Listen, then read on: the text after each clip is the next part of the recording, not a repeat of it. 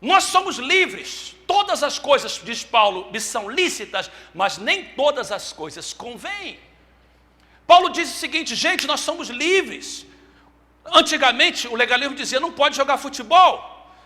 E hoje as pessoas entendem que isso era parte do legalismo, mas o problema não é o futebol, o problema são os palavrões que se falam no futebol. Então, o legalista dizia, então nem joga futebol, e Paulo está dizendo, não, joga futebol, mas com gente que não fala palavrão. Vai ao cinema, mas não vê o que não presta, tem televisão, mas escolhe o que você coloca na sua tela. Não use a liberdade como desculpa para pecar. Você é livre, você pode ir a uma festa. O problema não é dançar. Dançar, os judeus dançavam. Eu creio que até Jesus dançou, porque ele era um bom judeu. O problema não é dança, o problema é o lugar que você dança. O problema é o ambiente que você vai. Paulo diz, gente, isso é libertinagem. E Paulo vai muito mais além, ele diz assim, gente, isso é sério. Agora, volte ao texto, por favor, em Gálatas 5, porque Paulo parece que sai do assunto, mas ele não sai. Ele diz assim, verso 13, irmãos, vocês foram chamados para a liberdade, mas não use a liberdade para dar ocasião à vontade da carne. Ao contrário, sirvam aos outros mediante o amor. Toda a lei se resume num só mandamento. Ame o seu próximo como a si mesmo. Preste atenção.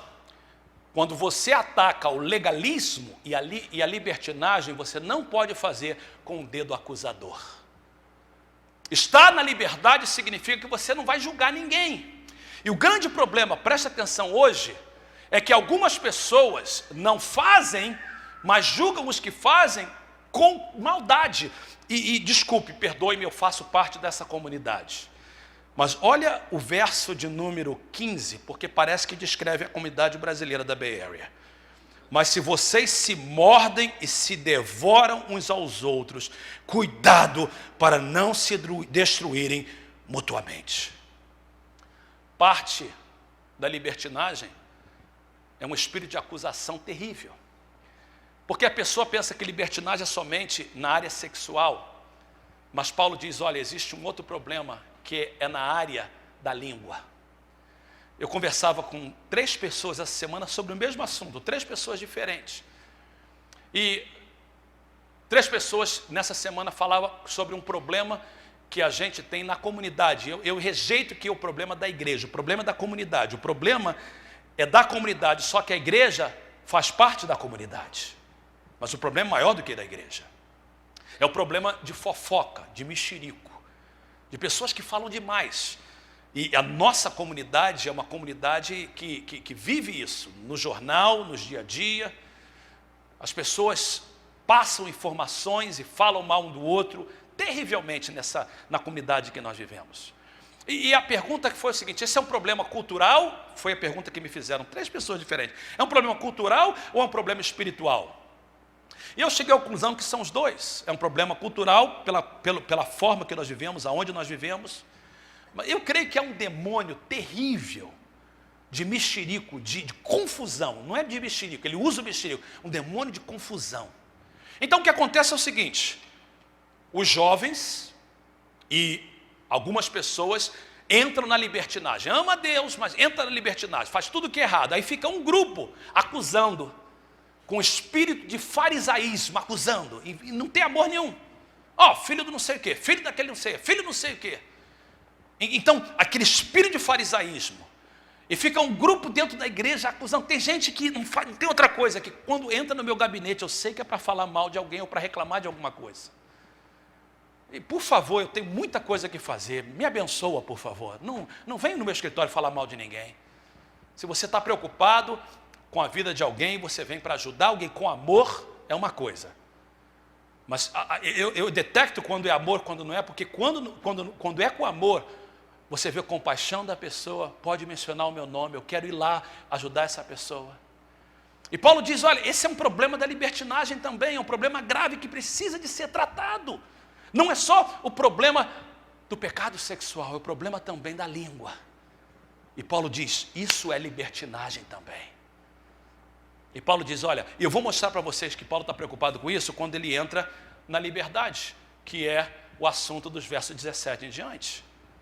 Olha como é que Paulo diz que a liberdade verdadeira, o equilíbrio, está na vida de Deus. Primeiro, por isso vos digo, vivam pelo Espírito e de modo nenhum satisfarão os desejos da carne. Desejo da carne agora ele está falando de libertinagem.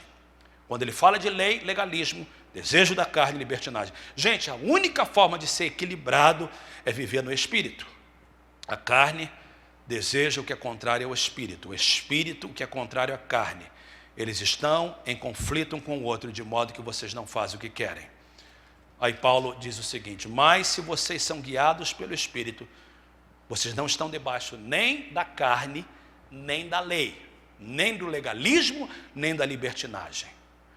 Mas as obras da carne são manifestas, que são imoralidade sexual, impureza, libertinagem, idolatria, feitiçaria. Note que ele começa falando de obras da carne no sentido de impureza sexual, e ele começa a falar de impureza espiritual, que é idolatria e feitiçaria, e daí ele fala de impureza emocional, que é ódio, discórdia, ciúme, ira, egoísmo, dissensões, facções, inveja. E ele volta de novo para a carne, embriaguez e orgias, ou glutonaria.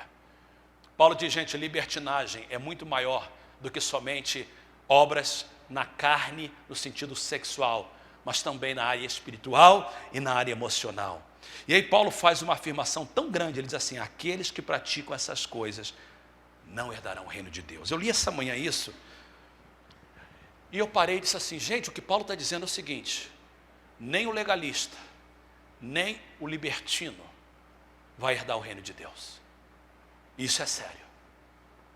Legalismo e libertinagem afastam-nos do reino de Deus.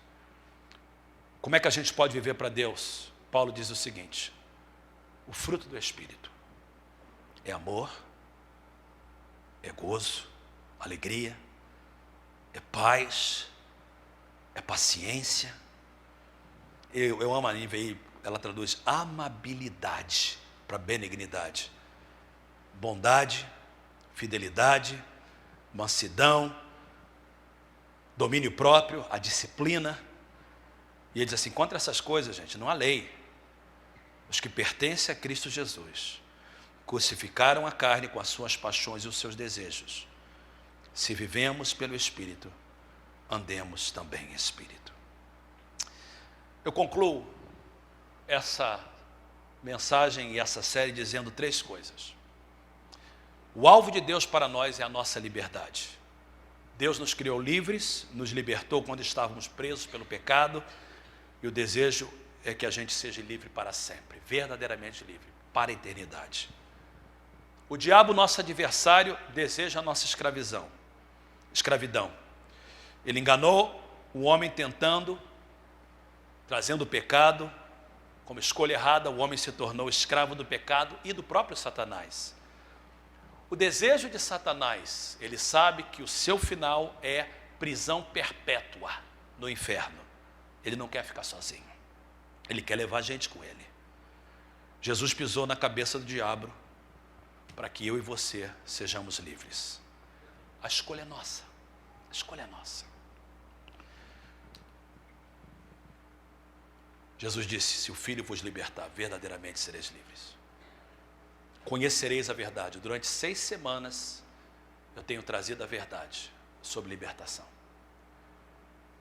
A escolha é nossa, de ser livre do pecado, da doença, da dívida, ser livre de tudo aquilo que nos prende. E dizer, olha, eu não posso ficar no legalismo e também não posso ficar na libertinagem.